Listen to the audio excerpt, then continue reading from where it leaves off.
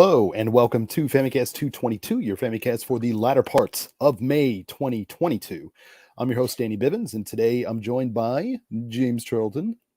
Hey, let's keep it real. I think that's wrong show. Sorry. Right, wrong show, but yeah, nice try. And we're also joined by Ty Sugar. What's good? Your room is war crimes. Yes. Yeah. So, yeah, another exciting show today. We, for new business, we got a lot of like retro stuff to talk about actually, which doesn't usually happen with more than one person talking about stuff. So that should be kind of cool. Nintendo re-releasing old things? Say it ain't so. What does Ty have on here? Damn. Oh, is that a Duke Nukem shirt? Yeah, dude. Oh my God. 90s. Please tell me it's Duke Nukem. No, this is Duke 3D promotional t-shirt. Okay. I was thinking like, holy crap, is that like Duke Nukem Forever? Like circa It is now.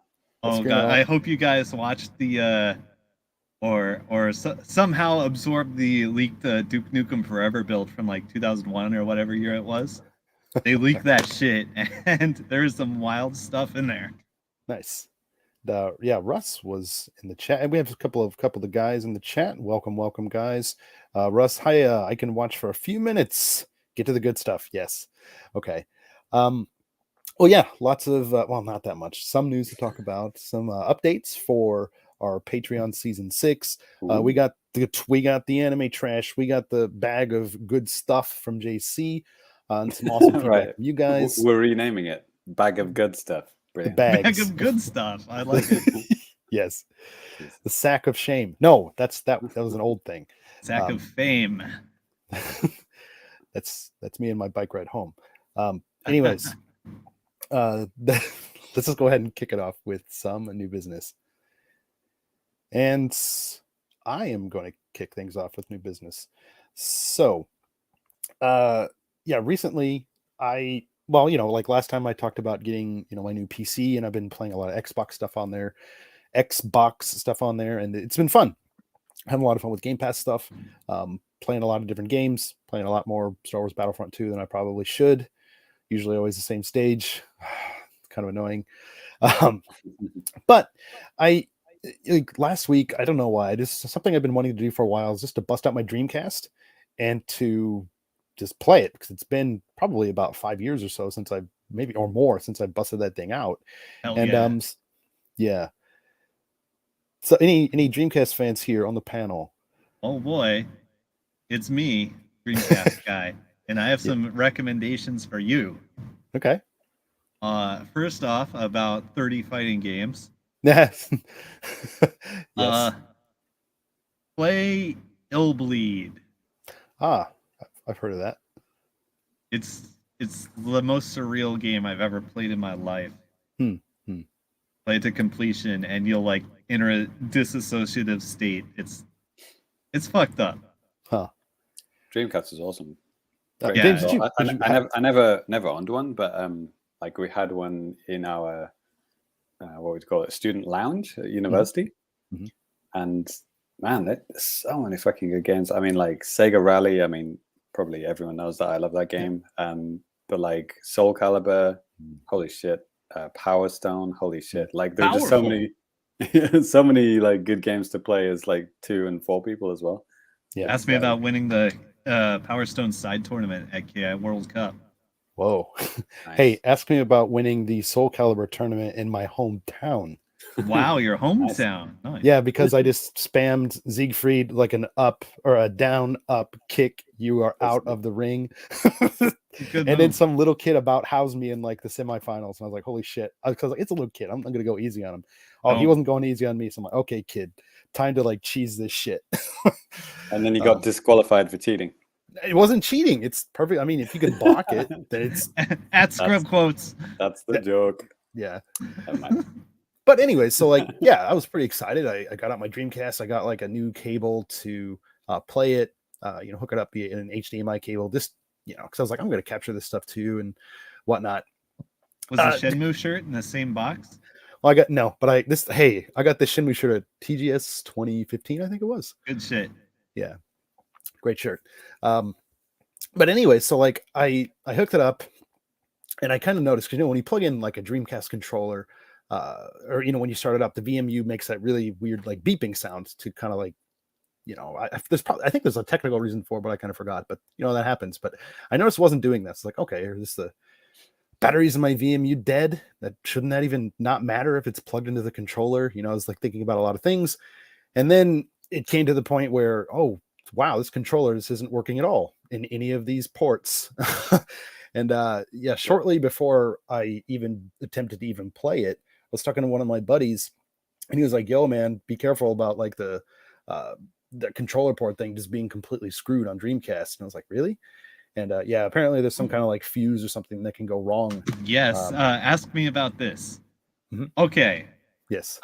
There is a resistor Mm-hmm. in the controller board on the Dreamcast that tends to die really easily. Mm-hmm. Especially if you use like non-standard controllers that have a little extra voltage to them, but it'll also just die on its own. Yeah, because I only use the official controllers. So I don't like. Yeah, sometimes they just fucking die anyway. Yeah. But the solution only costs like 25 cents and a little soldering. Oh, well, I could probably solder. I just don't have a soldering iron, and I don't know where the hell I'd do it in my house. On the carpet. Yeah, right. Yeah, so I don't know, and I think they have like pre-built ones or something like that you can do. I don't know, but like, so I was pretty bummed. Then that was my North American one. So it's like, okay, I have a Japanese one, so let's just try that out. Same type of issue, except for if I kind of left it a little bit unplugged, it was fine. Weird. So okay, that's weird. Yeah, that doesn't sound right at all. It was so weird, man. But like, and then with this cable that I got, it's a Hyperkin Dreamcast cable. So, man, it must just because like on my TV, I think by default it just detected this cable, and it was like, okay, this is your cable, and it literally showed like pixel for pixel the screen resolution on my TV, like in the middle. So it's like a little tiny box in the middle of my screen. And the TV remote for that is completely dead because I left the batteries in there for about like 5 years without changing them. And so I was really bummed out.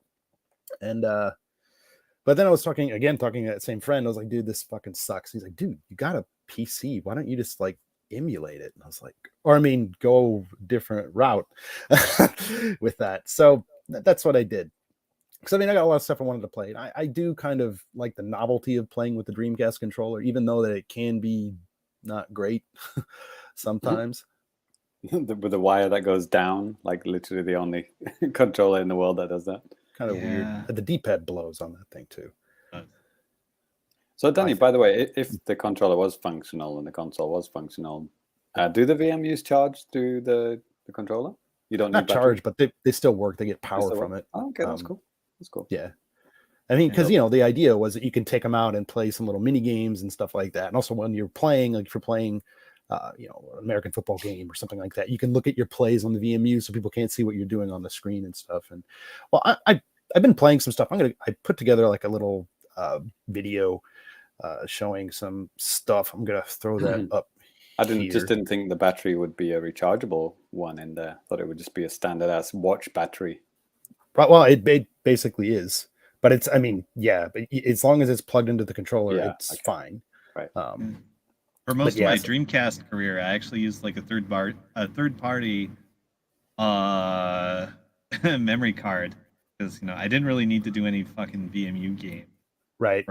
And I had. It actually never lost my data once. Like nice, I'm sure if I dug it up and it would still have my data on it. Okay, what are we watching, Danny? Oh, so I was playing a lot of this. I was playing a lot of different things. This is right now after watching the video version. This is footage from Sonic Adventure 2 on the Dreamcast. Yeah, I like Sonic Adventure. I'm not gonna say it's a perfect game or anything. The controls are definitely really touchy. Putting it lightly, it's not the perfect game. Yeah, no shit. Right. Have you ever played it? Yeah. I will say level 1 kind of slaps. It's cool. It's a cool idea. It's right. Can get a little unwieldy at times. So I made a lot of cuts in this video. But you're good at making like one good level that makes you think the whole game is like that, and then the rest of it isn't like that. I'd say like the first Sonic Adventure, that first opening level, I mean, it's basically like a roller coaster, and it looks so damn good, and it runs so damn smooth, and you're like, wow, this is, you know, next gen. Like at the time, it was pretty amazing. Yeah. And the rest of it, you're running into walls and the camera shit. Yeah. It's like, oh, let's just forget all the things that Mario like resolved 10 years earlier. Right. I mean, I like I said, the games, the Sonic Adventure games, they definitely have their problems, but I think they do have some kind of. It's fun. They can be fun to play. They can be a little bit frustrating. I had Sonic Adventure 2 on the GameCube when that first came out in 2002, and I never beat it. I had some fun with it. My little brother beat it. But yeah, that was pretty cool. But yeah, so I mean, this is one of the games I was kind of just checking out because actually, like I said, I'd never played the Dreamcast version of this, so I just thought it'd be kind of cool.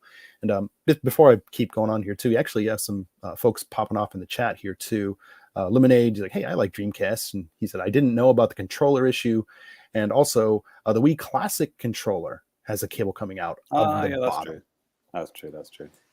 Yeah, and that's kind of like a necessity, isn't it? Because you're attaching it to another controller. Right. And yeah, and then also, you know, I'm a big sports guy too, so I liked all the like the 2K sports stuff that started out on the Dreamcast. NFL 2K was Strike One. Strike Two was freaking fantastic. So I've been kind of playing around with that. Did you get the Sports Edition Dreamcast? I have the Sports Edition controller. Okay. What is that? Is it like orange or something? No. There was a black Dreamcast with the Sega Sports brand on it. Yeah, and maybe later I'll show this when the gameplay's not going. But it's a black controller. Just says Sega Sports on it. Nice. I think I got this from like a used game store for whatever reason. It was controller only, and I was like, that's cool. So, yeah. Oh shit! Crazy Taxi. How did I forget that? Right. Amazing. Right. Yeah, Metal Mike. I've always wanted a Dreamcast. A friend owned one, and I love playing Crazy Taxi and Sega Rally. Yeah, dude. Crazy Taxi is amazing. I used to be really, really good at it because there's a skill that you need to use to get like a boost if you want to keep going in like the arcade mode and stuff. And yeah, I mean, there's also, they have rankings and stuff like that, which is cool. Kind of wants you to kind of makes you want to keep on playing and stuff. They even have a ranking that goes up to crazy, like above like A and S and stuff like that. And I got it before, and yeah, you really feel pretty accomplished when you do that. It's basically crazy. Yeah, and you basically need the Dreamcast version if you want like the 100% authentic songs and product placement. Yeah. the KFC. Oh yeah, man, like all that's great. And oh yeah, actually Lemonade brought this up. I saw this on Twitter too, but someone is making a new VMU for the Dreamcast with more modern features called the VM2. And yeah, that thing looks awesome. It's like they're still like working on it and stuff, but yeah, it looks pretty great. I hope it comes preloaded with the Samba de Amigo save files. Okay, let me tell you about this extremely cursed Dreamcast thing. Mm-hmm. All right, so Samba de Amigo on the Dreamcast, the fucking Maraca game. It's fun as hell. Mm-hmm. It has a lot of songs on the disc that Sega wanted to time release. Mm-hmm. So to get those, you had to take your fucking Dreamcast online with the built-in dial-up modem and download them from Sega's site. Wow. Yeah, and I'm sure it's long gone, but actually GameFAQs hosts VMU files. I imagine they still do. Are you actually downloading them, or are you just unlocking a key? Yeah, it's just downloading a key. Right. Okay. Yeah, that's way too much data for the memory card. So yeah. It's like, you download like an 8 kilobyte save file, and bam, you get like 20 more songs. Nice. Yeah. And as time rolls on and it gets harder to dial up internet, it's going to be harder and harder to get those. Yeah, I bet. Well, one other game that I played and I still own, it's showing up the footage right now from like the opening cinematic. It's called Gundam Side Story 0079. First person Gundam game that came out in North America, maybe Europe, definitely Japan. And really cool. I had that. Nice. First person?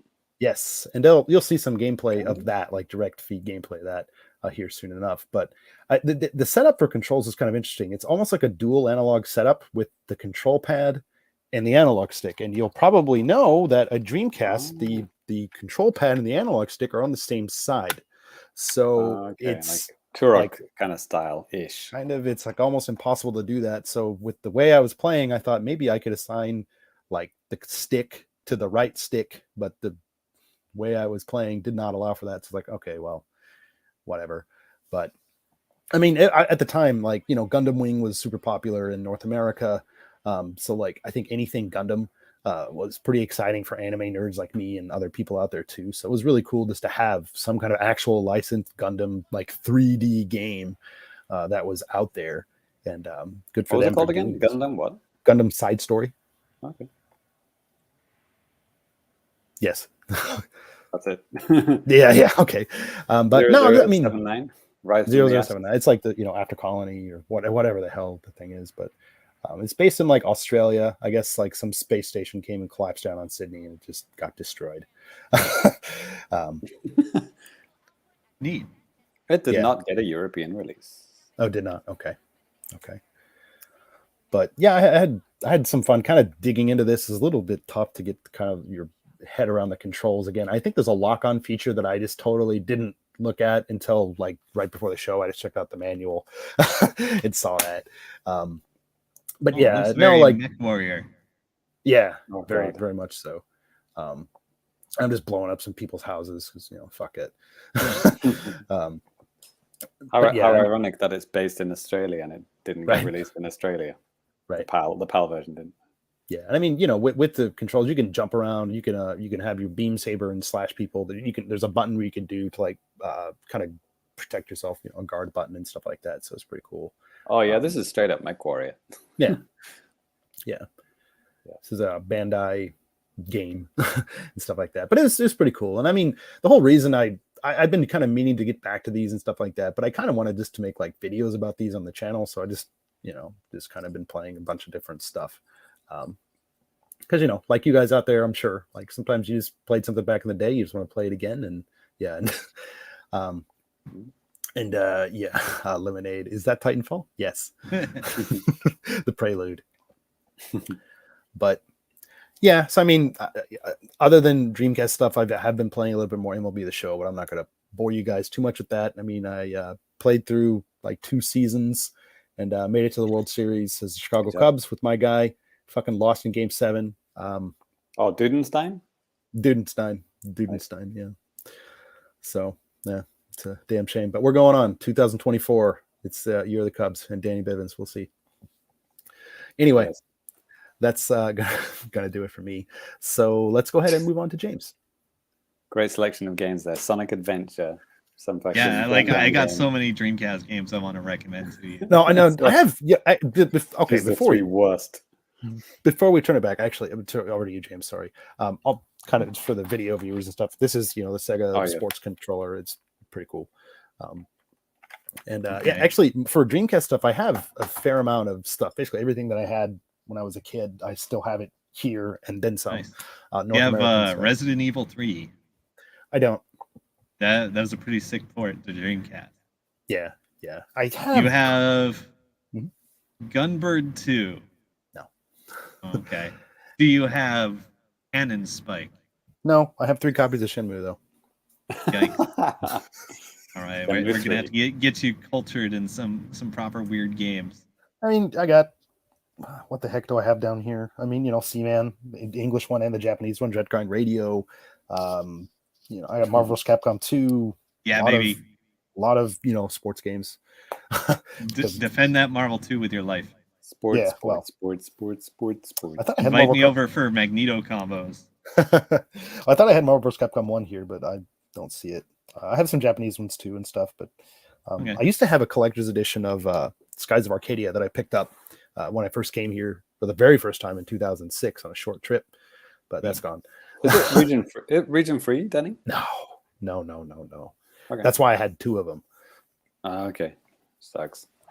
Yeah. But anyways, I mean, but then again too, like some games like Sonic Adventure, they did have like multi-language options. So even if you got the Japanese one, you could play it in English or vice versa if you wanted to. So that was kind of neat. Anyways, like Smash on the GameCube. right. Anyway, sorry, James. It's your turn. All right then. So yeah, I've been also playing a retro game. The N64 app occasionally brings us a game that never owned before, never tried before. I thought I'd give it a shot. Especially for someone who grew up in Europe. Yeah, well, I think this game did come out in Europe. So Kirby 64. I forgot. Does it have a subtitle? Is it just called Kirby 64? Crystal Shards. Crystal Shard. There you go. I thought it had something like that. So yeah, the first time ever playing it, and I was playing the English version. Danny's got the Japanese video up here, but I think it's exactly the same. Yeah. It's funny because I don't know what I was expecting from this, but it is very much like a 2D Kirby game in 3D. Like they've just made it 3D. So it's like I guess you would call it a 2.5D game, right? Like it is fully in 3D, but you're only going left and right, and you occasionally kind of go around some curves and the camera pans and stuff. So it is almost like the more modern Yoshi games, like Woolly World and stuff like that. Kirby has an amazing strut. Yeah, I was actually pretty surprised how well the game played actually, because it's Kirby's first 3D game. I guess Sakurai was working on this game. Sure, maybe. Yeah, it's got his typical menus and sound tests and all that kind of stuff in there, collectibles, things like galleries. Pro tip, by the way, there's a cheat similar to F-Zero and Mario Golf. There's a code that you can put in to unlock everything. And so I did that. And they have some multiplayer, like 4-player multiplayer games in there as well, which you can play against the CPU, which is pretty fun. It actually reminds me of Mario Party style games, where you're competing at a space which is getting smaller and smaller, and you kind of killing your friends on these kind of checkerboard as it slowly gets dissolved and stuff like that. It's really fun actually. I think it would be fun. Well, I don't know if it's going to play well online, right? But it worked well offline. That shark that just came up, that just reminded me. So Kirby was kind of in the news in a bad way because it turns out there's a game-breaking bug in that shark fight, and I actually had it happen to me. Great. And then I read about it the next day. I was like, oh yeah, I know that's true because it happened to me. Basically, Kirby gets stuck in a stun state. If you get hit once, he falls back, but then he's just going into the corner of the stage, can't move. But you can't move, and also you can't get hit. So it's literally just the shark is just swimming around, trying to bite you and can't, and you can't move. So it's just you just stood there looking at stuff. So yeah, it's probably that's an emulation bug. I don't think that was in the original game. So that will probably be patched out, because when Kirby got added, they patched a few other games, not Kirby. They patched I don't know if Danny remembers off the top of his head, but I don't. But I think Ocarina of Time. But they did. I think they did that. That was the previous one. Yeah. Yeah. I thought they might have been doing updates even before they did big updates. Possibly, but maybe it was Mario Golf or something like that. Paper Mario? No, one of the newer games. Yeah. Yeah. So anyway, that's or maybe Star Fox. Maybe we'll start checking out Star Fox again. See if the online is better. But anyway, Kirby 64. I mean, it's a fun game actually. The Kirby, the copy ability that he has, you can actually suck two of them in, and then it kind of combines them. Which I don't know. That's probably been in latter Kirby games, but it's a first for me. And I thought that was pretty cool. Pretty much any two combination of stuff will create a third version of it. I'm just trying to think of one at the top of my head that I tried. I got the snowman, and then I got the bomb. and then it turned him into like this little snowman that, you know, when you push the button, after 3 seconds he explodes, and it does a lot of damage. So I was like, okay, that's cool. Like even that worked as just such a random combo. So I thought that was pretty cool. But it's pretty slow paced. I mean, it does have like a, you know, Smash Brothers style dash, you know, if you double tap kind of thing, but it's not very fast. But it looks really, really nice. The emulation is very, very good, you know, apart from that game breaking bug on the shark boss. Like visually, you know, it's perfect, and it looks very, very crystal clear, plays well. Everything sounds perfect, you know, looks perfect, you know. Well, I've never played the original, but I'm assuming it sounded great anyway. Music sounded good. And the first boss, you know, the classic, the tree boss, forgotten his name, Wispy Woods? Question mark? Does that sound right? Wispy Woods, yeah, that's the tree boss. I think, yeah, like the battle with him, it's like it's in 3D, so it really does feel like, hey, this is Kirby. We put it in 3D. Like you're walking around him, you know, and you like, you know, hitting stuff. It's pretty cool. It's like, yeah, this is what Kirby would look like if you put him in 3D. But it does feel like, you know, because it's like the first iteration of that, you know. Since then, he's pretty. I don't know, actually, to be honest, I don't think Kirby's ever been in a 3D. Oh, well, actually, no, the newest one. What's it called? Kirby's Discovery. In the Forgotten Lands.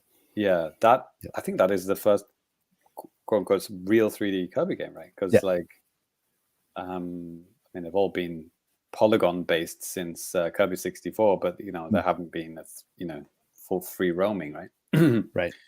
So yeah, it's kind of funny. It's kind of wild to think that, you know, they just released Kirby 64 on the online app, you know, just a few months after a real, you know, Kirby Discovery came out. Kirby Forgotten Lands came out. I mean, it's still kind of like, I mean, they're literally doing nothing between those games has ever been in 3D. It's kind of they're doing kind of like the year of Kirby. There's a lot of like Kirby events and stuff going on. We talked about one earlier in the year. It's happening like August, some kind of concert thing that's being live streamed on YouTube worldwide. So like, I think they're kind of doubling down a little bit. So maybe a little bit. I mean, this game was already announced for the service, so it's just timing, you know. So and I would be remiss to not mention, you know, as I always do when I play Kirby games, does it have infinite fly to win? It does not. It has a lot of floats. I think you can float maybe 3 or 4 times, probably around about the same amount of times he does in Smash. But then he will go down. So you can't infinite fly to win. But you know, it's generous, but it doesn't let you just float over the whole level and you know, skip all the enemies like a lot of Kirby games do. So that was another kind of check, you know, good job. GG, Kirby 64. You didn't go down the bad route. So yeah, I'll probably I mean, I complete the first world, no problem, and then obviously got a game-breaking crash on the second world. But you know, I would have probably kept on playing it if that hadn't happened. It's a decent game. It's not a nice addition, and it's nice, you know, being able to play games that I didn't, you know, back in the day. You know, Paper Mario's on there, right? Yeah. I should probably check that out. It's a fun one. A lot of people like to give it crap these days. I don't really. That's not the original, is it? That is the first. The very first Mario? one. Yeah. Yep. Mario Story in Japan, right? Yeah, Mario Story. Right. Yeah. Obviously, Europe we didn't get Mario RPG on the Super Nintendo, right? So that would have been the first one in Europe. Yeah. I mean, I think it did come out in Europe, but I didn't get it at the time. Yeah, I did. I did. And maybe I talked about this on the show, or I know I talked about it in like my retro review on the YouTube channel, but like the day I bought Paper Mario from like a Software Etc., which is, you know, now GameStop, the guys at the store, they're like, "What you want to buy this stupid game for? The kiddie game?" I was like, "Okay." And then when I got home and like popped in the cart, like all of their names were like on 3 different save files. I was like, "Nice guys, you. Thank you." Right. So, yeah, I think the other game that I would like to try would be Banjo-Tooie. because like I just couldn't afford it when it came out. Sure, yeah. I think I was like saving up for like the GameCube at that point. Right. Because it was such a late release. It's pretty late. Yeah, and yeah, I guess there's only one rare game which I never played, which was the Mickey Speedway. Mickey Speedway USA. I don't think that's coming on the the online app.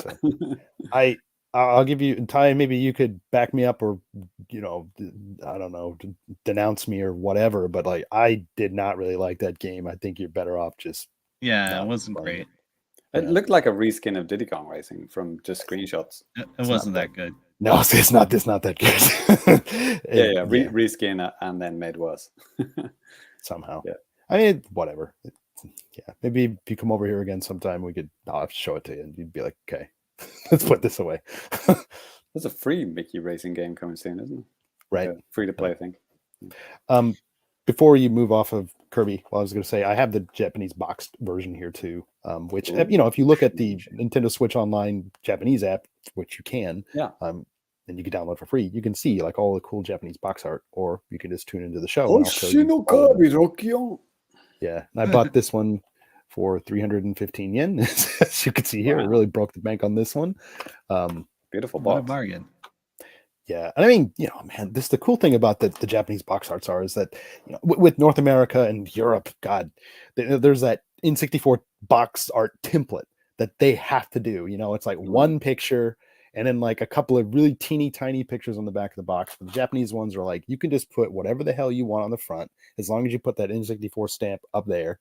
And then on the back, it's same thing. You have to put like some stuff at the bottom, but everything else is just, go crazy. And Europe is one step worse. It's get the American one, shrink it down 60%, and then put a black border on it. Why did they do that? Because they want to double traumatize you, because the game runs with the fucking border. So they're going to put the border on the box as well. There it is. Oh, God. That's awful. And reduce the speed by 30%. It's good job. Good time. Fantastic. Yeah. But that was the last time NOE was bad. After N64, they did good.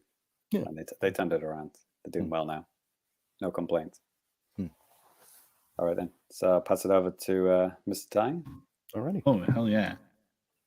Hold on. I need to open something here. Okay. So, nothing too new. I've been playing a lot of Dead by Daylight. I finished all the achievements again.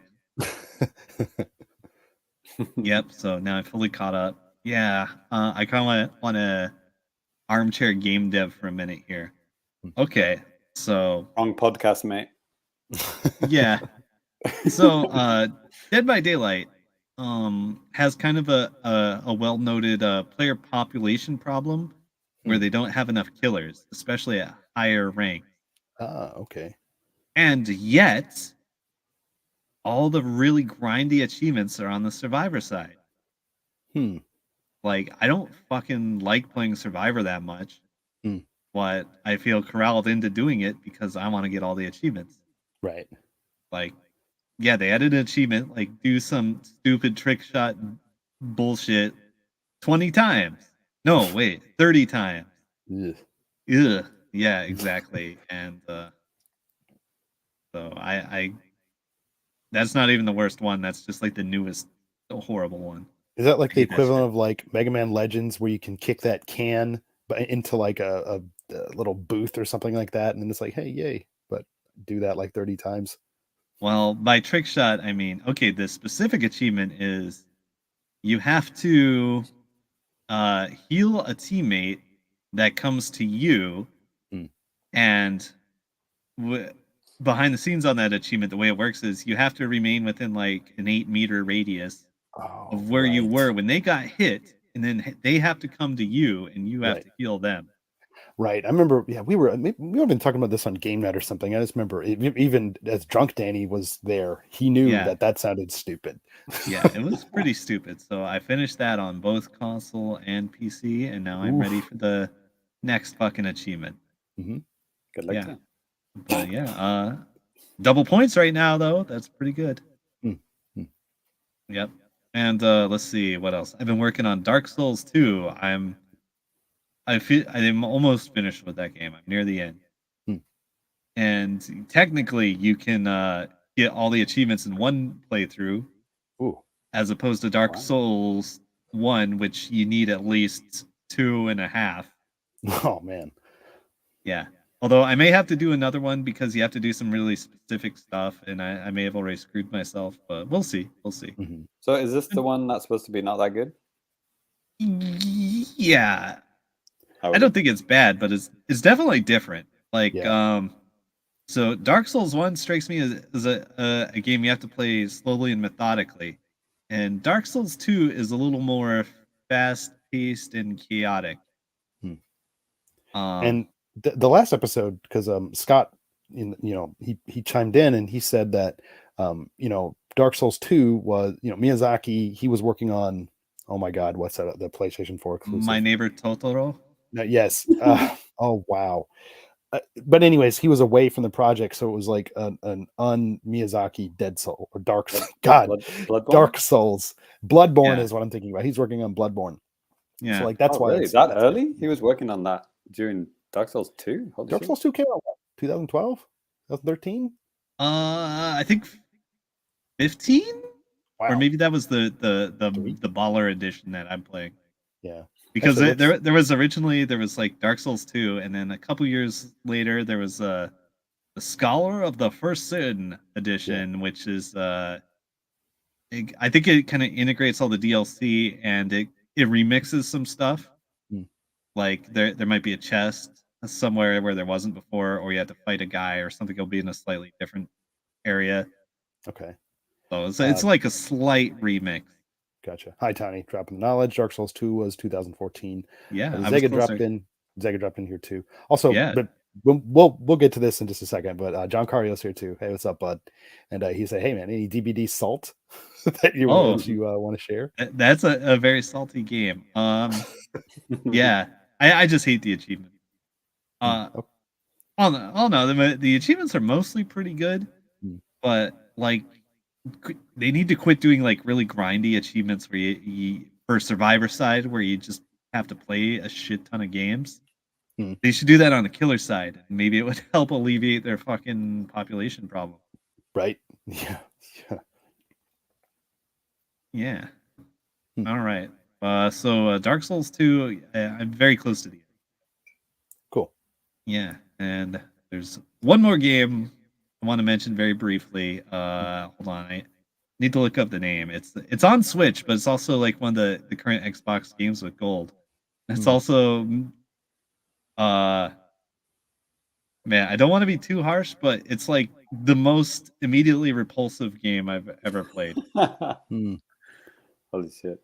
It's called The Inner World, The Last Wind Monk. And it's like it's a point and click adventure 100%. Wow. And I mean, and it fucking opens up with a bullshit puzzle that doesn't make any sense, and trying to control it is awful. Like I like check the reviews, and it's like everybody said the controls are awful, and it's like, how do you like make the controls in a point and click game bad? Yeah, I was literally just thinking that. I was like, how? I mean, I could probably do it unintentionally or not intentionally, but like, holy crap. But they did it. They did it somehow. Right. Great job. Like you move the stick and then it's like builds up momentum and then goes really fast and goes past what you're trying to click on. Yeah, no, the cursor itself is fine, but like the buttons you have to hit are somehow really obtuse. And like if you're using an item in your inventory, you can't really, it's hard to tell what's highlighted or not, especially if you have one and you'll never hit the correct button for it. And when you fuck up, like the cursor locks in this animation for like 2 seconds telling you you fucked up. That's great. Yeah, it's really bad, and I hate everything about this game, so let's not discuss it further.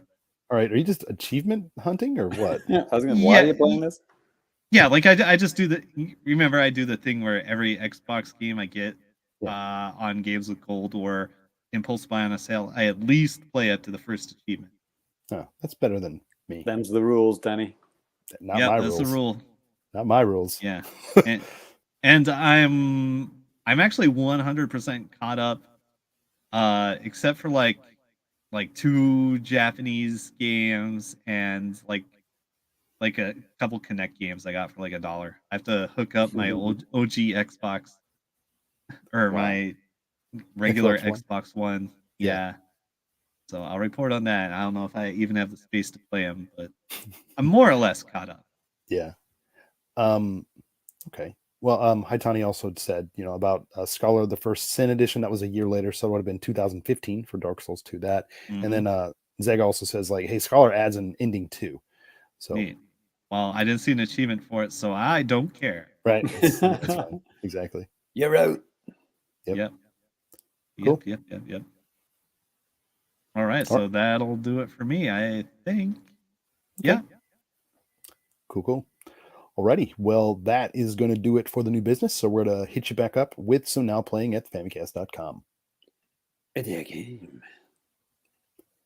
Now Playing at Famicast.com. We always got lots of stuff going up on the website and YouTube and all that type of stuff. And we're going to share a couple of those things with you now. And I'll go ahead and kick things off here. Last week, per recommendation of Russ Greeno, I know you're probably thinking like, oh God, why? No, but he recommended like this free-to-play shooter that came out on the Switch like the middle of April or something like that, called Cover Fire. And I was like, what in the hell is this? And so I played it, and it's very much a mobile port, but yeah, I have a review of it in text form on the website, and I have a video review of it as well. So check it out if you're even mildly interested. It's completely free. I mean, other than that, there's other like bits of news and stuff like that have been coming out. I mean, the Lord of the Rings Gollum game is, coming out in September, which that news kind of dropped this morning here in Japan. There's a cool Xenoblade Chronicles 3 acrylic stand. I mean, I'm all for that type of stuff, so it's very dangerous. Then there's some other like little newsy bits, like, just definitely check out the website for kind of like a lot of news that we maybe don't cover every single thing, on the shows, or something that comes out in between the shows. So you guys can check it out. Yeah, big one too. Yeah, Fall Guys is coming to the Switch and Xbox and stuff. It's going free to play on June 21st. So that's going to be pretty cool. So anyways, James, we did something over the weekend, didn't we? We did.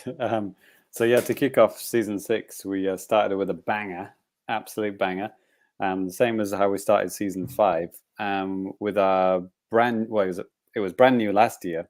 The second episode, I guess.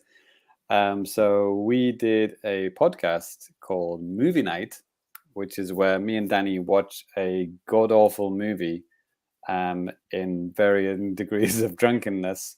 Yes. And give our commentary on it, and it's a hell of a good time. Yes. It was a good time. I mean, Danny, do you remember most of it? Sure. Right. What movie though? Ooh, do we reveal it now, or is that something for the patrons? I don't know. Well, the patrons, they know it. The patrons should know by now. Yeah. Okay. Well, we'll let the patrons watch it, and then maybe we'll reveal it next episode. I think we said the same thing last year, actually. All right. So yeah, that's awesome. So if you want to get on that, that's for our tier 2, $3 tiers. We're going to talk about the new tiers later in the episode. But yeah, if you want that and 70 odd other Patreon exclusive podcasts, get on it. Yep. All of this and more. All this and more. And Famicast.ru. Yes. I mean .com. No, we got rid of that one. Send us your rubles. Right. All right. James. Sorry, I'm just warming up. Go ahead. James. JAPANews. That's right, folks. It's time for the JAPANews, the time of the show where we talk about the latest and greatest comings and goings of news in Japan, and usually Nintendo related, not always. It's kind of like today. But yeah, actually, James, this is very Nintendo related. And would you mind taking that first bit? I'll throw up a video here of this. Yeah, I think I accidentally spoiled it, because when I was showing the Famicast.com front page, it was right on there. Right. But for the listeners, It is about the new game trial. So the new game trial is heading to Japan, and it is next week, and it is Terraria. I think didn't Scott talk about that game for like Maybe. 3 episodes back to back? Yeah, I don't think he did that, but I think he talked about it. Yeah, I think he did. So anyway, it's available to play for free for NSO members between the 30th of May to 6th of June. So yeah, jump on if you want to try it out. But this is the Japanese version. So it only has language support for Japanese and Chinese. So good luck to me. Good luck to all of us. So yeah, probably Spike Chunsoft is a publisher here in Japan, so it's probably their fault. Yes. For whatever reason, they decided, it's only for Japanese and Chinese people. But yeah, I mean, obviously this game is fully in English in other territories, but I guess this, what do you call it? This ISO, this version of the game is language locked, which sucks. Yeah. But, shouldn't be too hard to work out, right? I don't think so. I mean, heck, I mean, dude, honestly, like even the sale price of this, because it'll be going on sale, to kind of coincide with the game trial like it always does. And I think even on sale, it's like essentially like $20, but you can find it for cheaper than that. Probably in your region, definitely on like Steam or something, but maybe even on Switch. But yeah. Okay. Weird. I mean, I can understand something like that Buddy Mission Bond thing only being in Asian languages, but no reason why this isn't. It's like having Minecraft only available in Chinese. It's like, I know. Why would you do that? It's so weird how some publishers in Japan do that. Like James, remember Yono and the Celestial Elephants? Oh yeah, I played that in Japanese. Yeah, and it is so weird that I forgot who published it. Maybe, I forgot who published it. But it's so weird how they decide this and why they decide this, because that the language options are there, and it seemed like it'd be a lot easier just to include them all. To me, but yeah, it wasn't a very good. From the Yono, for example, it wasn't a very good Japanese localization either. The fonts were really bad. It was like they just kind of crammed in the katakana, and it didn't really fit sometimes. So it would have actually been easier to just have the English. Anyway. Maybe it's one of the schemes to extract more money from the Japanese users. Oh yeah. Japanese people don't care about spending more money for the same thing. So. Yeah. So is life. Life. Yeah. But yeah, for game trials, that's the 27th game trial they've had here in Japan. This is like the 5th one, I think, this year, which is pretty crazy. And they last year they had 11. This year they're on pace for doing like once a month, and they pretty much were on that pace last year. They I don't know, something kind of happened where it didn't work out, but that's a lot better than how it's going in the West, where it's just very randomly dropped. So I don't understand how that happened, but all right then. Anyway. Next up, Ty has some groundbreaking news. Groundbreaking from last week. But Microsoft has purchased the Japanese government. Yes, finally. Over Xbox overtook PlayStation sales for the week. Yeah. So let's see. Xbox Series S sold through 6,120, Series X 105. Yet I can't find one. I have one. I'm looking for one for Danny. Yeah. Well, and PS5 sold 2.6K. So I mean, all these numbers are meaningless, right? They're still capped by the number they can manufacture and ship. Exactly. And so, I mean, one of the reasons why I wanted to include this here is because some Western media outlets are taking this way out of context. Oh, yeah. But, I mean, I think absolutely.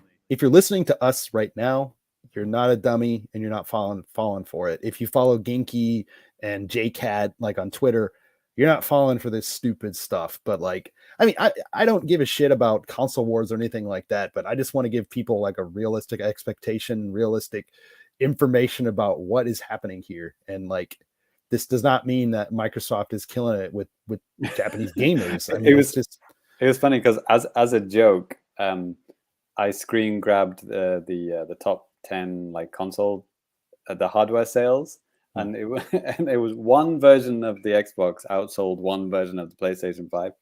And I zoomed in and I screen capped, so it looked like Xbox was beating PlayStation.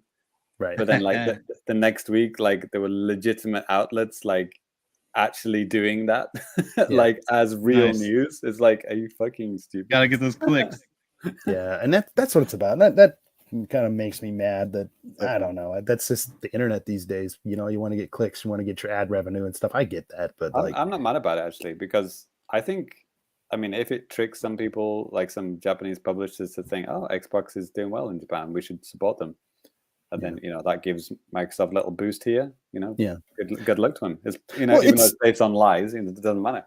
Right. I mean, it's kind of hard to say. Like, I mean, Microsoft really doesn't talk about how many people they have subscribed to just Game Pass, like PC Game Pass and stuff like that, or smartphone. You know, they're doing the cloud stuff here. You know, even this commercial that I'm running in the background, they showed people playing on cloud, show people playing with the PlayStation controller on the PC, you know, and like stuff like that. Yeah, the Dragon Quest is that really on Game Pass in Japan? It must have got taken off, because I've been trying to, because it's a game that was optimized for the cloud, like for touch. And I was kind of just like testing it out, but it said like, yeah, you can't play this. I don't know if it had just got removed or what, but like it's kind of weird when I log into like the cloud stuff on my phone, because my system settings on my phone are set to English, but my Xbox account is Japanese. It's so annoying because it just automatically reverts to the like the North American thing, but I don't know. Then I sign into my account and it's like, okay, some of these things are Japanese. Some of these things show up with like, you know, rated T for teen. I'm like, what the hell? But if I do it on my PC, it's a little bit different, because I bought that thing here in Japan and there's some kind of stuff baked into the hardware where it's just all Japanese for a lot of like system level stuff. But there's something baked into the hardware. It's like, why is this person trying to play Xbox in Japan? Doesn't make sense. Yes. Better block him out. It's probably a hacker. Yeah. But yeah, that's pretty much it. I mean, unless anybody has anything else to say about this. Well, I mean, a nice thing about Xbox is there's like zero region locking going on ever. I mean, you might have a different like subscription on Game Pass based on your country, but yeah, like even if it's like the deadest fucking system in the world in Japan, you can still buy one and play like several thousand fucking games. Yeah. So you're good. Yeah. Can you switch regions with Game Pass? Like if you subscribe with the Japanese one, can you switch it to America later? Like you can. It's like a Microsoft account level type of thing, but you can do that. Yeah, it's a pain in the ass. I wouldn't recommend it. I just did it. Like I must have done it years ago. Because when I started getting Game Pass again and stuff and doing all stuff on my PC, I noticed a lot of stuff was already switched over to Japanese. So yeah, and it's good because it is a pain in the ass to have to send money to North America, and you know what I mean, like that type of stuff. So it's convenient to do it like this. But so Ty, what do? You use an American credit card and just subscribe through the American side? Yep. Yeah. And like if I want to get something Japan specific, which has like not happened in a long time, I just like sign in on a Japan account. Yeah. Right. And I think these days most of the systems, even PlayStation makes it so it's pretty easy to do that type of stuff. Switch is, I think, the absolute easiest. I haven't played an actual honest to God, Xbox in a long time, so I can't really comment on that. And it doesn't sound like it's really that hard to do either. But yeah, it's easy. Yeah. So that's cool. I mean, with Microsoft making inroads here in Japan, who knows? Because like I was kind of saying earlier, we don't know the numbers on people that are actually subscribing to Game Pass. We know some of the numbers about the systems, but one interesting thing that happened last week too, when all this news was coming out, like I noticed that Xbox Series S's were on Amazon for like 3 days in a row, and actually I think I've been checking every day since, and they're still for sale. Like at retail price from actually Amazon Japan. So I was really surprised about that. It's just, I want an X, damn it. I don't want to get an S. Yeah, you need the big boy.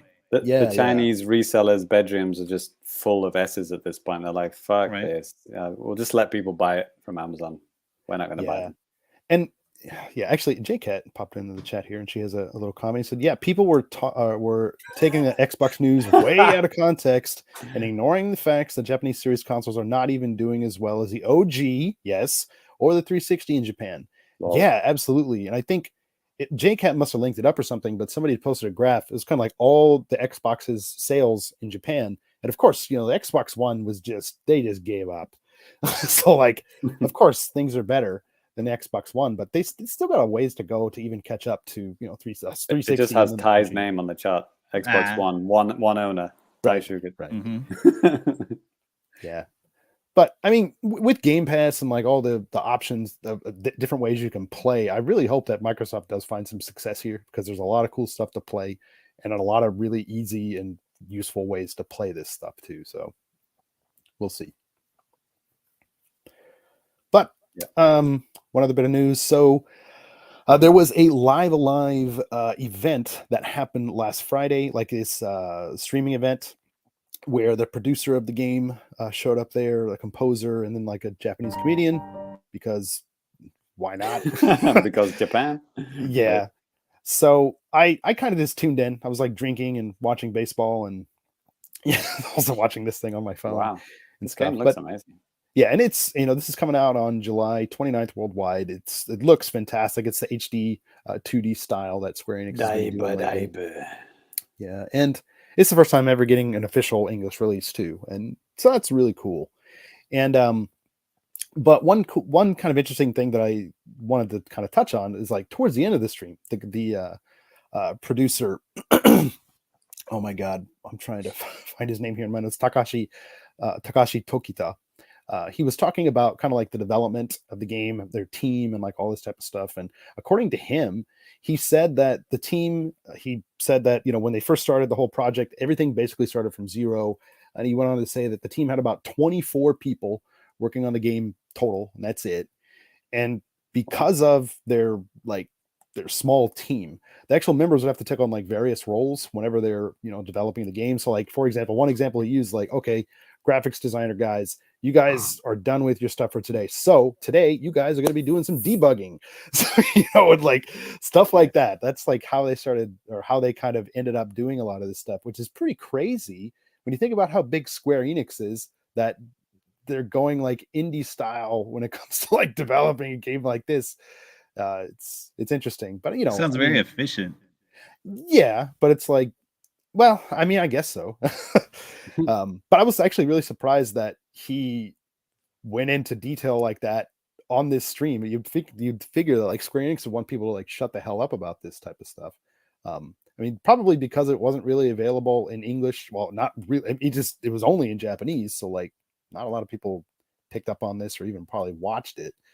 But yeah, anyways, I just thought that was really cool. I wrote up a story up on the website and stuff like that if you want to check out a little bit more details, but that's basically it. There's some new footage. There's some new song that they showed off, that the guy that sung the original like Dragon Ball Z theme song, Head Chala, like he does a song in Japanese, and there's going to be an English version of it as well. So is this coming to everything, Danny? Coming to, I think it's just Switch. So okay. Yep. And yeah, it looks like Haitani, he's like, oh, I love Live Alive. That was the biggest surprise for me all year when it was announced. And he's been playing the translation way back in 2004 on emulators and stuff.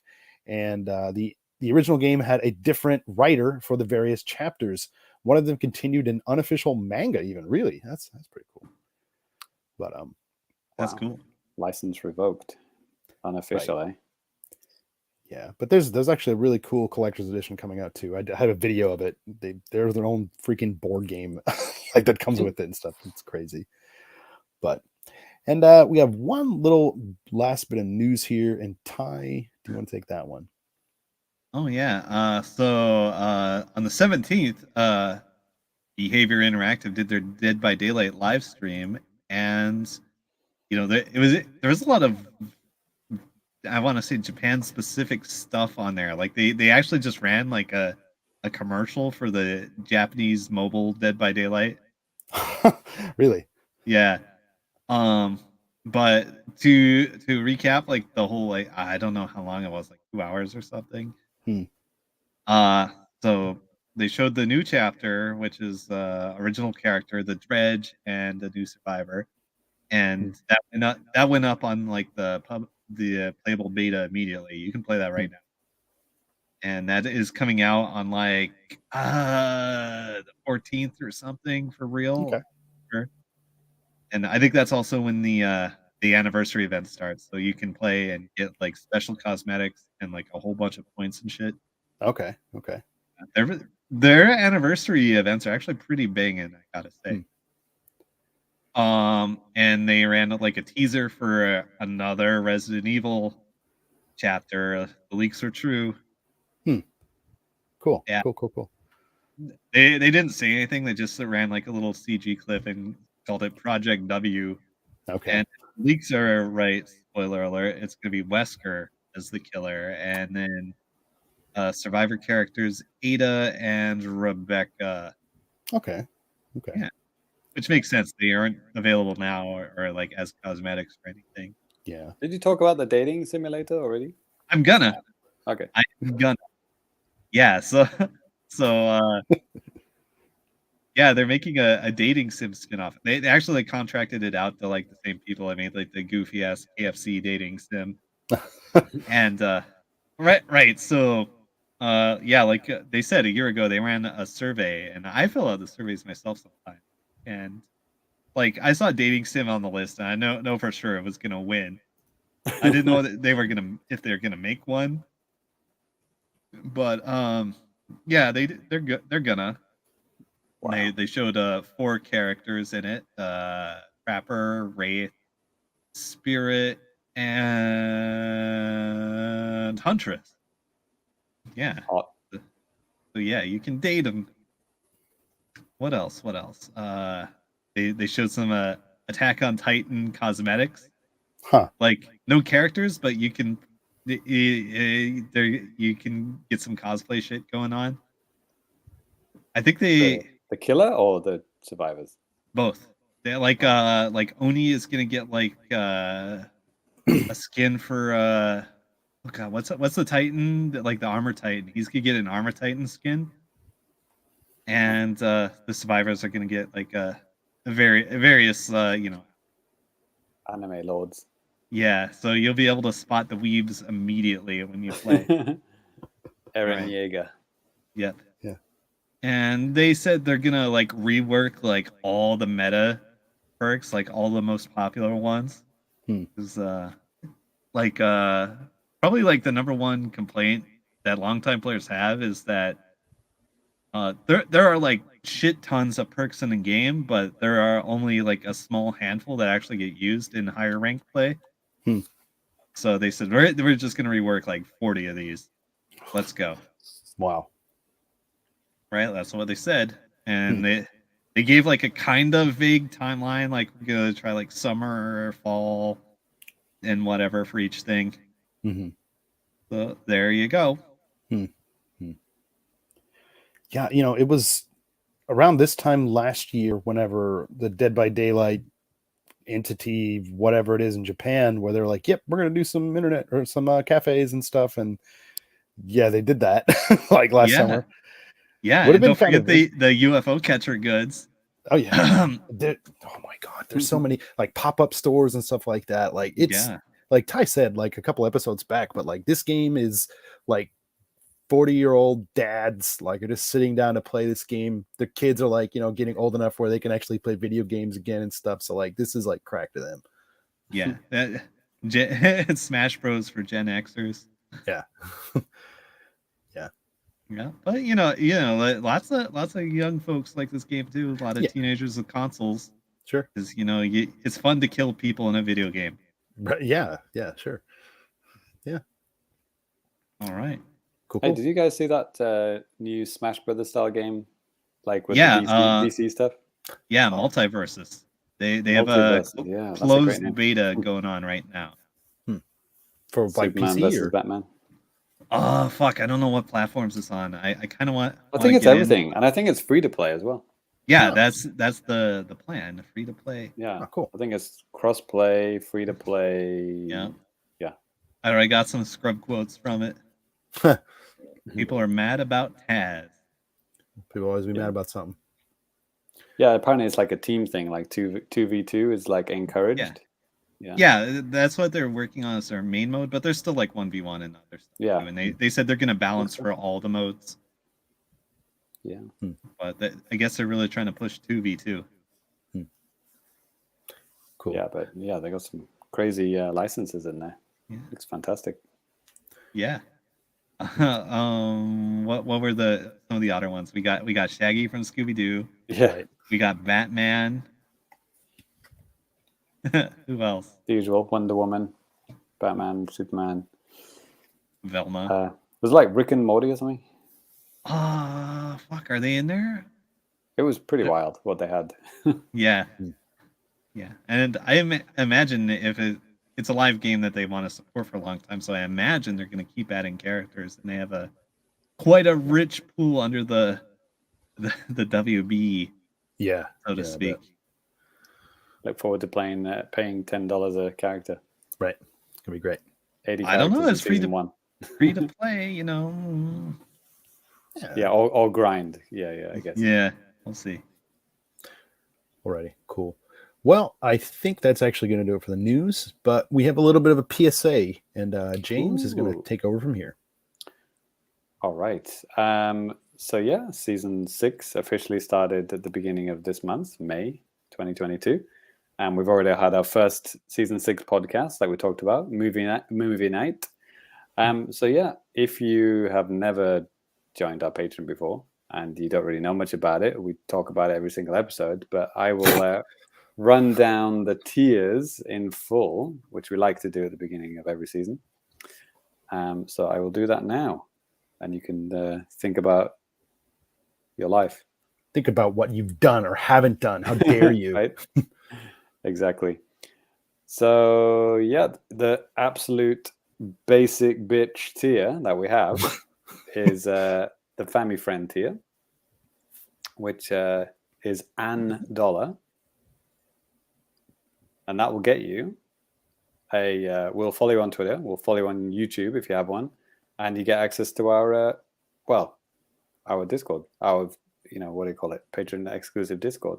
Right. Oh, yeah. So that's good times, right? That's where I post all the hentai. Yes. Right. So yeah, that's our tier 1, our Family Friend tier. If you're feeling a little saucy, the most recommended, and I think it's the most popular tier, to be honest, is the tier 2, which is the $3 tier, which we mention every episode. If you want the podcast, got to get in the $3 tier. This is the one. So yeah, with this, for season 6, actually, we're bringing back a couple of podcasts which we took round the back and shot in the head at the end of, at the beginning of season 5. But we have revived them due to popular demand. We ran a poll at the beginning of, just before season 6 started, and say, hey guys, what would you like to see? And yeah, the answer was they want to have Life in Japan back.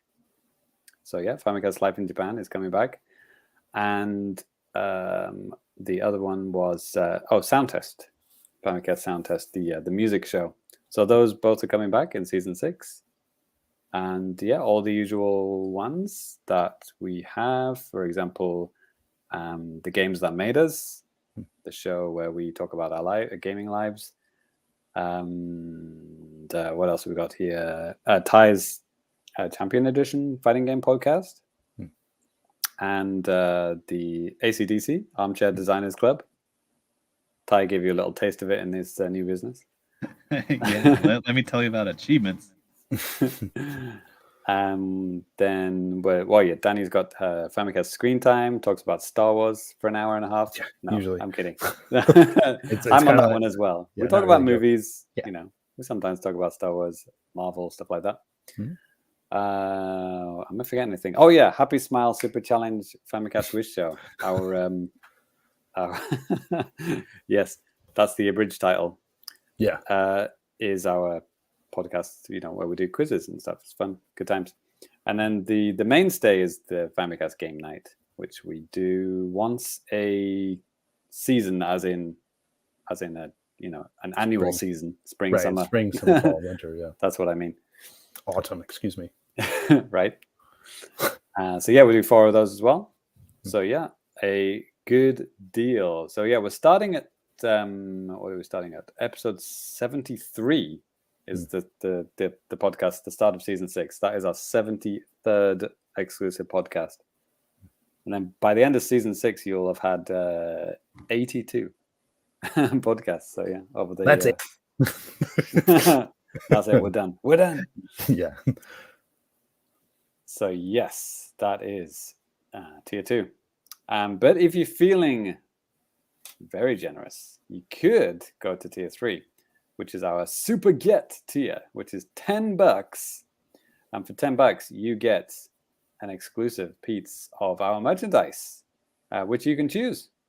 Could be a t-shirt, could be a mug, could be a pint glass, could be anything you want. Could be my work bag, whatever. Yeah, right. Yeah, Danny's actual work bag. Yeah, I'll send it to you. My used socks. Right. We're getting creative here, folks. Whatever you want, we'll send it to you. Yeah. Yeah, and that includes the brand new season 6 merch, which we're still we haven't quite finished up the merch store for season 6, but we've got a few things on there. But yeah, like new t-shirt, new mug, etc. I know some people like to have a mug from every season, right? Yeah. I know Rich has got about 5 of them, I think. Yeah. So yeah, that's our super get to you, $10. But we do have one more. If you're feeling absolutely just flush with cash and you want to give us $20 a month, holy shit, you will get all the stuff that we've previously mentioned, and you'll get your choice of 2 pieces of merchandise. So yeah, get some 2 of the things that I just talked about. 2 mugs, 2 t-shirts, a t-shirt and a mug, whatever. Get the beer glass. It's awesome. I use it usually every time I drink. Yes. Haven't broken it yet. Daily is what he's trying to say. Right before I go to work. So there you go. Cool rewards, cool tiers, cool merch, good times, good podcasts, and we'll be your friends forever. Question mark? All of this and more on the Famicast. Best friend. No, wait a minute. I'll answer your DMs on Twitter. Yeah. Right. Maybe. Finally. No, not really. All of this and more on the patreon.com/the Famicast. Yes. All right. Thank you for that, James. And actually, you're right back up, man. Wait, oh shit, I couldn't hear the music in the fade in, fade out. Okay, got it. I hear it now. That's right, folks. It is time for the Fukubukuro of Fabulousness. What'd you call me? Fuck you, Bukuro. So yeah, I'm going to give you some games to play. He's going to buy all of these, actually. So yeah, what a nice guy. This is just for you guys. You listening? I'm talking to you. This is just for you. This discount is especially for you. No one else is going to have this discount. No. So hope you enjoy it. So let's check it out. So today we are doing, I guess, the usual, which is US eShop, $10 or less, and they're all good games. Metacritic over 75. We won't talk about ones we've talked about in previous episodes. So we'll just, but yeah, as always, if you see something that you played and you liked, shout it out in the chat or whatever. I'm talking to Ty and Danny. I'm talking to people in the chat. If you're listening after the fact in the podcasts, I don't know, maybe send us a tweet or something like that. Yeah, shout it out. Get in the Discord. Yeah. It's free. Oh, yeah. If that wasn't clear, right. The Discord is free. It's just one part of the Discord that is in the Oh, yeah. Anyway. The secret hentai channel, of course. Exactly. Yes. One of the games I'm just seeing right now that something I've actually wanted to try out is that Lonely Mountain Downhill. Like that's on Game Pass, so like I could play it that way. But I remember when it came out last year, and yeah, $10. Okay, it's like you're this little biker and you're just like literally just riding down a mountain, but it looks super fun. Neat. Yeah. I think I follow the publisher of that game, so I see a lot of tweets about that. Yeah, it seems to be really really popular online. Has a very vibrant community, I think. People really love that game. Yeah, it's usually 20. It's down to 10. Gone Home, we talked about that before. Oh yeah, I'd like to make a point about Gone. Like, even though it's a fucking walking simulator, even I enjoyed it. Wow. Yeah. And I saw some big shot game journalist or somebody posting on Twitter that it's the best love story ever made in a video game. Okay. I think it's the third best, but Right. go off. Yeah, Mario 64 is number 1. Right. Don't ask my top two. Don't. Okay, he'll start crying. It's okay. I think, I don't know if Inside we mentioned Inside before, but I don't think it's been that cheap before. It's $2. Whoa. Wow. Down from 20, which is pretty ridiculous. Yeah, Lemonade's a fan. Inside is amazing, he says. Yeah, it's the quote unquote sequel to Limbo, thank you. Okay. Outside. Yeah, I played through this. It was all right. It didn't grab me as much as Limbo, but I didn't regret playing it. Okay, cool. Yeah, well, $2. What's the worst that can happen? SteamWorld Heist. I can. That's one of my favorite SteamWorld games. I mean, I like a lot of the SteamWorld games. SteamWorld Dig 2 is probably my favorite, but SteamWorld Heist is fantastic. I mean, if you liked Worms back in the day, you know, where it's like 2D side, kind of like puzzle shooty game where you're kind of attacking another team and deflecting bullets to shoot people in the head from 2 miles away.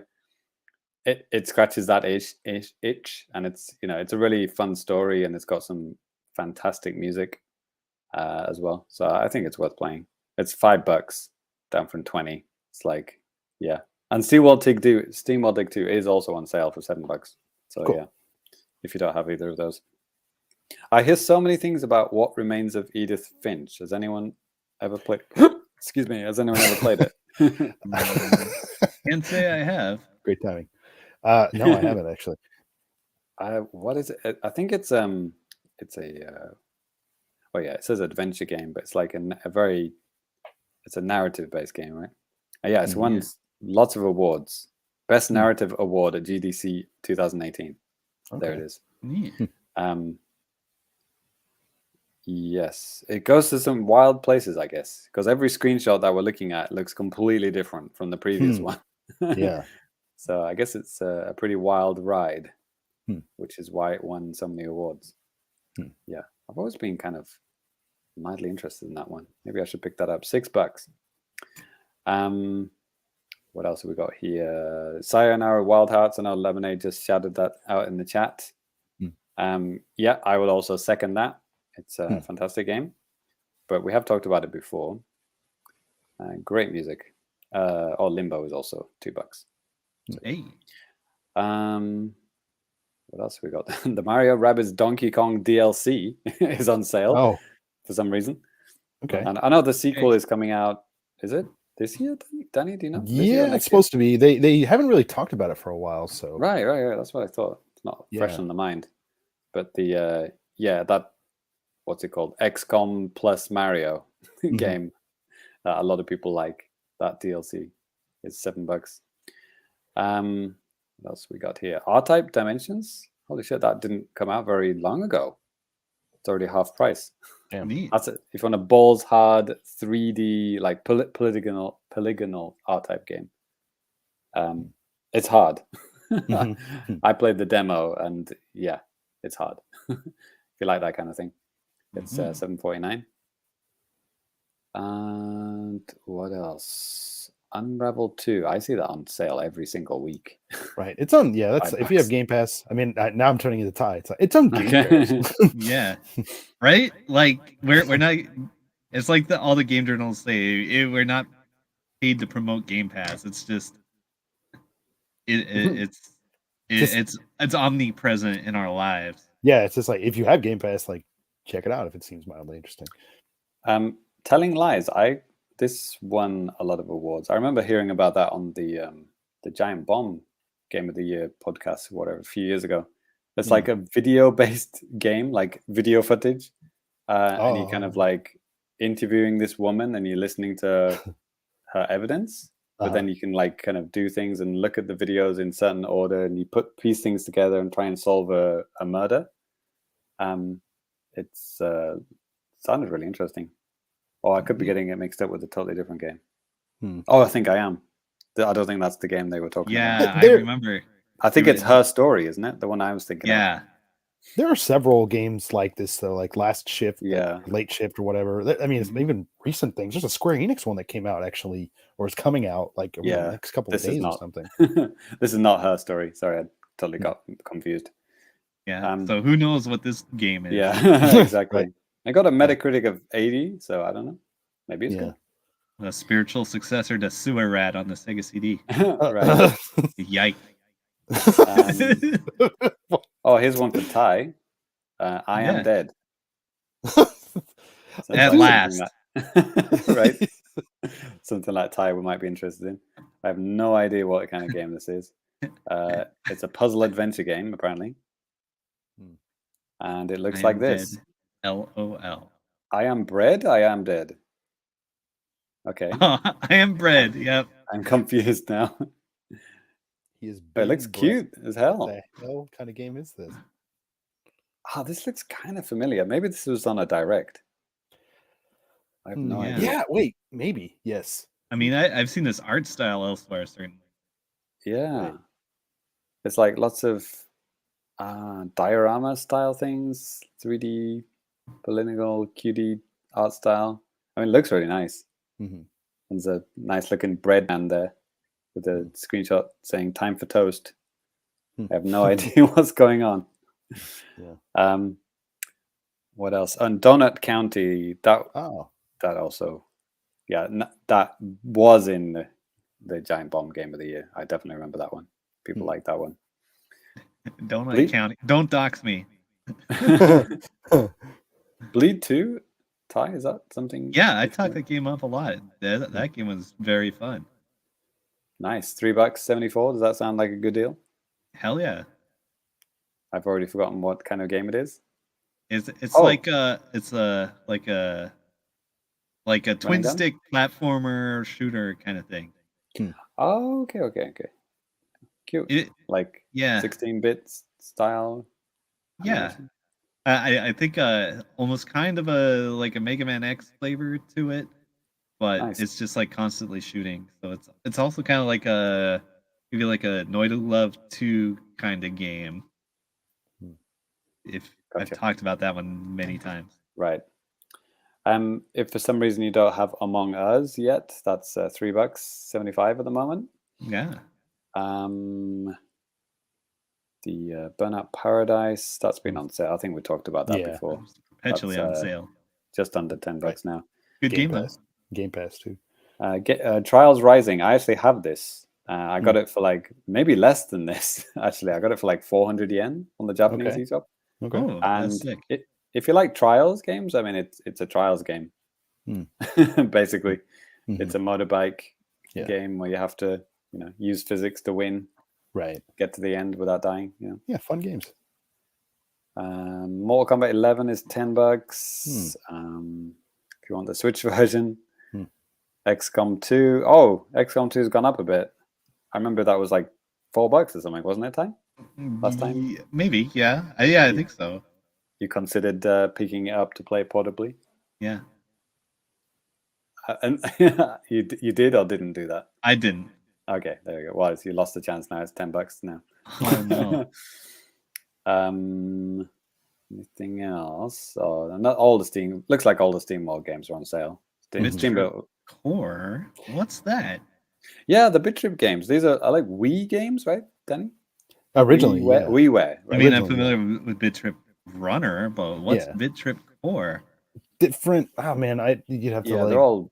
They're slightly different, like gameplay styles and stuff like that. Okay.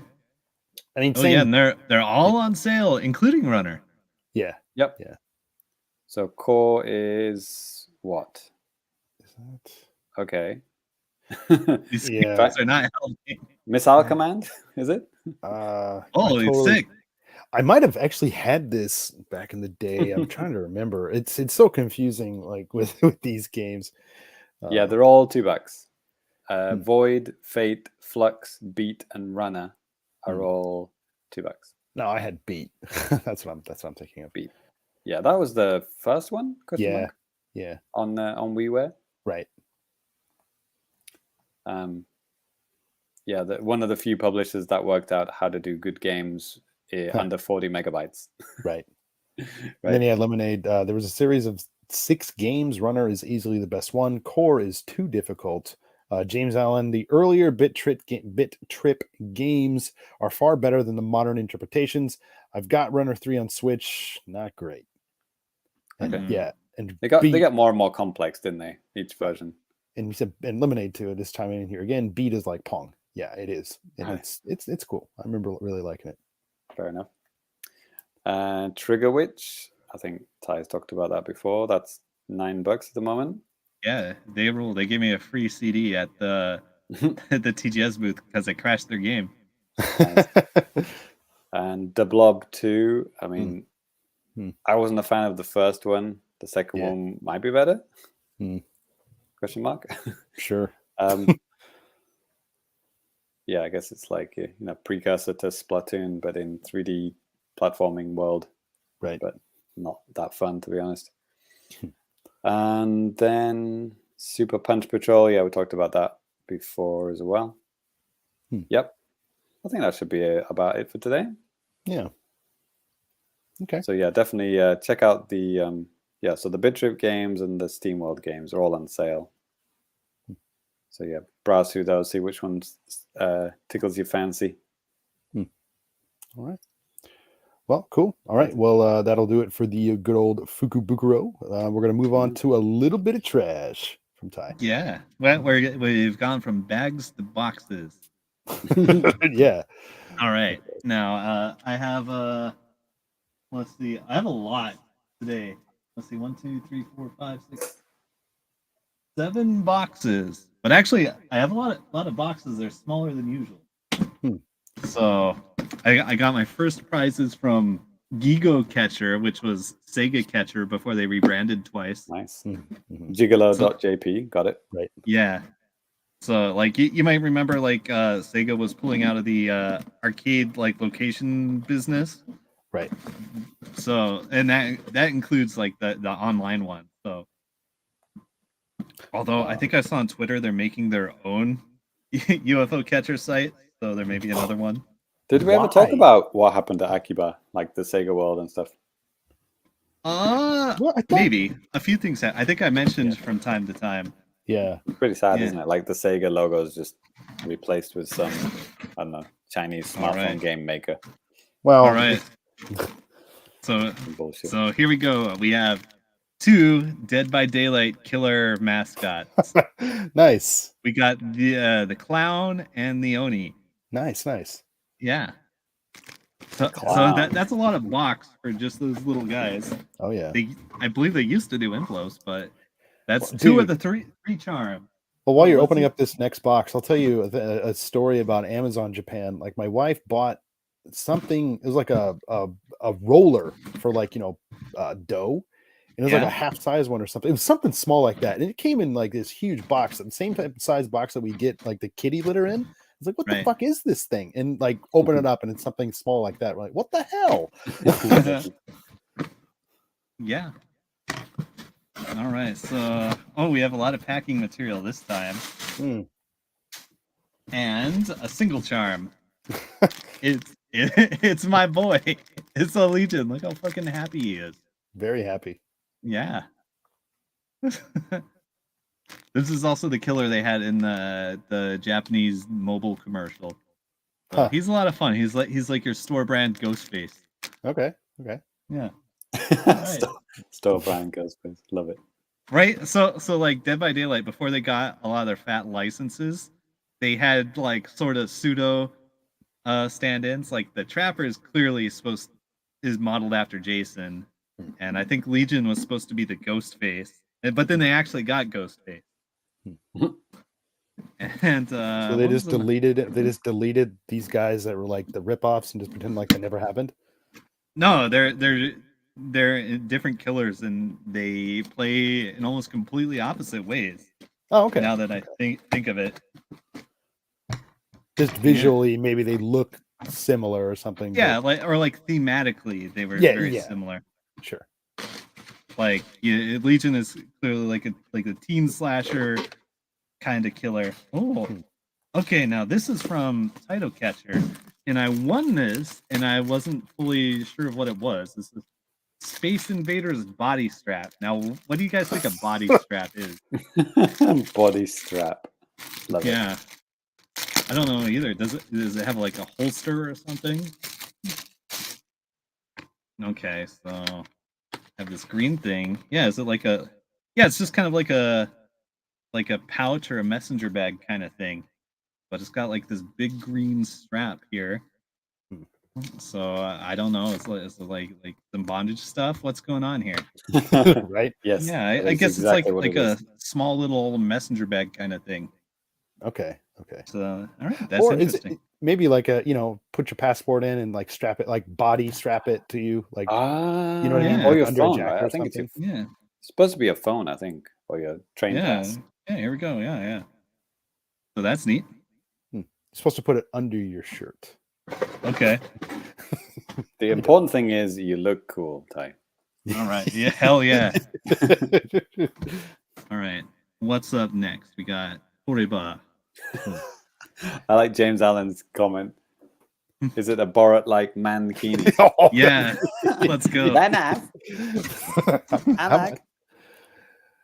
All right. So this is like anime figure size, so I bet it's an anime figure. Let's find out. In a mankini. Yeah, anime. It's not. Those potato chips? No. No, this is it's a character towel. Okay. From a fucking quintuplets anime. Shall I open it up? Do we have any say in this? No. All right. Yeah. There we go. It's like Anime Chans. Now in towel form. Rated M for mature. I know it's like rated T for teen. Yeah. Yeah, it's the big weeb show right now, I think. All right. On to the next box. Just moving right through these. This unlabeled box must be from Tokyo Catch. By the way, I refreshed all of the links for all of these websites on the YouTube and also on the side article. So if you guys out there want to try to give it a shot, feel free to click the links and do it. We get nothing out of this, or we're not getting any money or anything. Do not get sucked into a gambling addiction. or get sucked into it, whatever. Oh, okay. Now we have a big fat figure.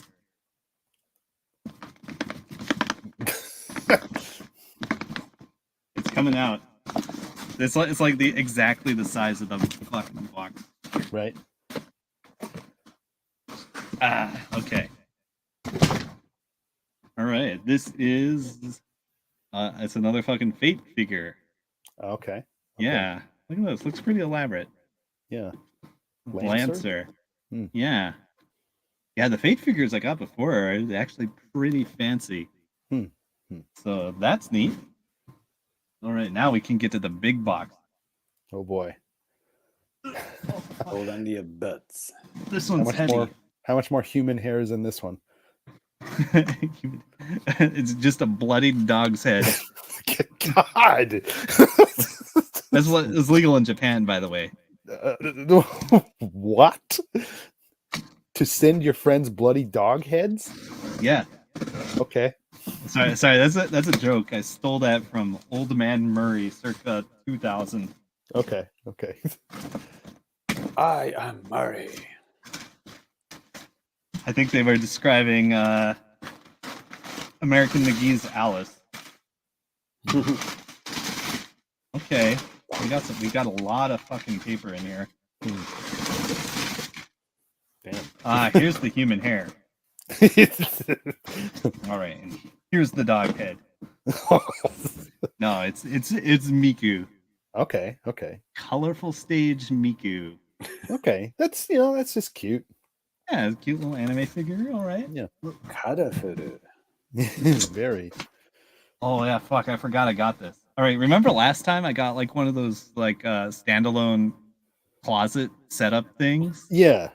All right, now I somehow like got like a triple wide one like immediately after. Like I don't remember winning this. I must have like fucking blacked out. So that's another fucking Do you thing. have any clothes to put on there? Or Yeah, I have like just... yeah, at my closets are actually packed full of fucking video game T-shirts that I refuse to throw away. So these are actually very useful for me. Right? Danny knows how it is. I get it, man. I get it. I have like literally probably like 60 T-shirts that I'm just I can't get rid of this one. I cannot throw away my WCW versus NW. Oh, if you did throw it away in my garbage can, and I'll take it out and put it on in my closet. Yeah, let's see. All right, one more big box. Put it in my garbage can. It will stay in the garbage can. Oh, I hate you. JCat, I hope you recycle, Ty. Lol. Yeah, like I recycle all these boxes. They go out on Monday night. Oh, do you have box recycling every week? Yeah. Dude, ours changed from like it's once every 2 weeks, and well, it's 2 times a month actually. Why are we getting sucked into bloody recycle chat again? And when do you actually throw this is like critically relevant. When do you have to throw out your plastic? It must look pretty wild though outside of Ty's house. Like, yeah, the amount of cardboard outside. The weed kid is back again. Yeah. All right, we got more paper. More than the entire apartment building combined. Right. Oh wow, man. Wow, we have a lot of stuff in here. Okay. Okay, here we go. We have Anime Chan. Trapped in a plastic bag. Oh yeah, this is from Taito Catcher, by the way. I know because this is a Taito Catcher exclusive prize. Okay. Yeah, it's the rabbit girl from that one show. Sure. Love that show. Yeah, I love that show. All right. We have another plush Anime Chan. I have no fucking idea who this is, but I think it was like just an easy drive-by get. Oh, okay. I guess she's like a Chinese Jiangxi kind of character. Oh yeah. Oh, this is a character from Genshin Impact. Okay. Okay. Well, there you go. There it is. So Chinese popular here, isn't it? Chinese character. Yeah, she's cute. And apparently they are working on a Switch version still. Apparently. Right. What else? Is your girlfriend a horse? She is now. How about this horse? I got the horse figures. I would probably the one on the left would probably be my girlfriend. All right. Jesus Christ. There's a couple more. Maybe I'll get them. Maybe I won't. All right. And now we have another one of the fucking quintuplets. She's a cop now, I guess. Do I look like a cop? Mall cop. She does look like a cop. And let me get this box out of the way. We have a mysterious white box. You know what that means? Oh, it's an Apple product. Yeah, no.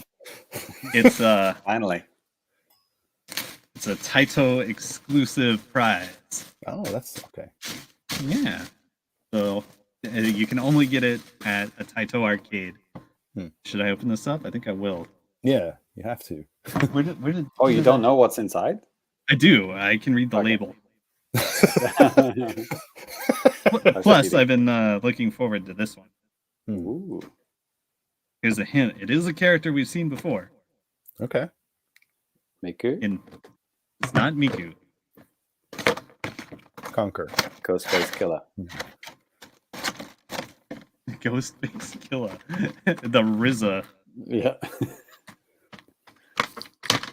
All right. Yeah, I'm opening up. It's what's her name from Overlord. Yeah, check it out. She's looking pretty cute. She got a sweater. Okay. Overlord. Overlord. It's a fucking isekai. It's the one where the kid gets sucked into a dying MO. Oh, I've seen commercials for that. It was like a movie or something, right? Yeah. Okay. James, all right. What the fuck are you nerds talking about? Yeah. And you might remember I got the plush one before. She's back there somewhere. Yeah. Somewhere. Yeah. There, right there. Oh, I see. Right behind your head chair. Yep, she got the cute little horns. Yep. Qualities I look for in a girl. Right. All right, so that's it for Anime Box. I got a lot of shit to clean up now. Right. All this paper, holy shit. Cool. All right. Well, like I said, that's going to do it for the anime trash. So we're going to go ahead and move on to a little bit of feedback from you guys. And if you guys have any feedback, anything you want to say or whatever, feel free to hit us up. You can hit us up via email, thefamicast@gmail.com. You can hit us up on Twitter @thefamicast. Of course, if you're watching on YouTube, you can just sound off in the comments below. Also, if you're watching on YouTube, drop us a like. It makes me feel good about myself. Like and subscribe, or they're gonna take our rubles away. Yeah, please. No, they're never taking them away. And anyways, if you leave comments and stuff, we can get to your stuff like we're doing for these guys. James, do you got some stuff pulled up on Twitter? Yeah, Trent, aka Cystic Jedi, is pretty excited. He's let's go the eBaseball free update. Right. He's super hyped for that. There's an article of that on the site. Robert Tomlinson at Rob Tommel, sorry. It says, look like there's some pretty neat stuff. Okay, what are we talking about here before we continue? Oh, it's the same thing? Oh, no, this is the English guide. Oh, the English guide to the Power Pro 2022, which Danny's been working on. So check that out. So what did he say? Yeah, go ahead, sorry. Looks like some pretty neat stuff so far. Let me know if there's any way I or any of our friends can help. By the way, I sent you an invite link to the Power Pros Discord. We're working on this stuff a bit casually as well. Check your DMs. Wow, I must have just totally missed that. Okay. Wow. So, Robert, we apologize on behalf of Danny. Yeah, seriously. God, it's been like a week. Next is the Daibu, the live broadcasting. Oh, so it's a Daibu. Yeah, live. And cool. I mean, last week I posted like an information thing about it, like a news article, and just sent out a reminder like 6 hours before or whatever it was. And yeah. So anyway, Chris Becker, aka Super Nintendo Dad, great name. It says, any chance we get a demo? Fingers crossed. Danny, answer was there wasn't. Oh, okay. I can see later tweets. No. Yeah, no demo. I think maybe whenever they share more info about the game in English, maybe that's something that they'll do. We'll see. Right. Matman version 2 also got in there. He said he's going to avoid all footage. He wants to dive in as fresh as he can. Sure. So, I will say, like, even with that stream, they did a pretty decent job of just not really going into too many details about spoilers and stuff. They kind of stayed away from that because they said, yeah, we know this game's old as shit, but respect it, guys. So that was pretty cool. That's literally what they said. This is old as shit, but yeah, you should still check it out. Literally. Yeah. They said it in English too. Danny, YouTube's? Yeah, I got a couple of comments on the last episode. So Rakia. I'm trying to remember what this was about. I love Velocity 2X. The soundtrack is glorious. And talking about computers, who's like, Lenovo's are reliable. At the moment, the RAM will need to be doubled up, though. Otherwise, good times. Like, yeah, for whatever reason, like when I was breaking down my specs for my computer last time, I was literally looking at the numbers. And I meant to say, like, my new computer has like 16 gigabytes of RAM, but I literally said 8 as I was looking at 16, and I have no idea why. But yeah, I mean, so it's like I said in the last episode, like, I'm excited about the new computer. It does what I want it to do, and it plays some games, sometimes a little bit slow, but it is what it is. So, just any other comments? A lot of people have been commenting on eBaseball, Power Pro 2022. Like Lewis just said, "Hey, this looks fun. I'm really considering getting it, even though it's all in Japanese. And like, yeah, there's a lot of comments like that when it comes to like the Japanese baseball games. I get it, and my guide is never going to be like super complete, so it can't give you a step by step, but it should be able to get you started. And if you're looking for something with fun gameplay, it's a good place to go. It's cool. Famicast.com, your one stop for all translation needs. Everything. Yeah, definitely 1,000 question marks. Cool. Well, I think that is going to do it for the feedback. All right. And that's actually going to do it for the show. So before we bounce out of here, we're going to go ahead and give our Twitter handles. If you want to follow me, you can follow me at DannyBiv, DANNYBIVJC. Where can the fine folks find you? And just the usual place. http://www.twitter.com/ I forgot the last bit. Two W's. Oh, it's on the screen. There it is. Right. www. dot. Right. You literally said that. www.at.familycomplicated.com. There it is. Ty. Super cat drugs on the bird site. There it is. Shitbird. Love the shit post. Cyrus. No, yo, there were a couple of times like on the like back in the day. I don't even know how it happened, but I literally forgot to ask Cyrus to like, hey man, do your thing, right? Oh boy, I am not proud of that one. It's the way it goes sometimes, I guess. You got it. Yeah, you got to make up for it now. Yeah, exactly. That's why. Probably for the next couple of episodes, I'll probably just do it. Maybe just randomly during the show. So I'm pretty sure he's like tweeting out all the Skullgirls Mobile official tweets. Yeah, I think so too. W. Right. Actually, you guys probably don't get that reference, but I do. Thanks, Itani. I appreciate that. There it is. Big fan of Brian. Sure. Yeah. All right. Just take my word for it. Okay. Well, that is going to do it for the show. So all you guys that tuned in live, thank you guys so much. We appreciate your support. If you support us on Patreon, you're obviously better than the other guys. Thank you for that. No, just joking. No, we appreciate all the listens and likes and anything that you guys do for us. Really appreciate that. Makes the show fun and yeah, man, worthwhile. So anyway, that's going to do it. Thanks again, James and Ty. Always a pleasure, gentlemen. And we will catch all of you guys later. Peace out. Peace. Peace. Thank you, Steve.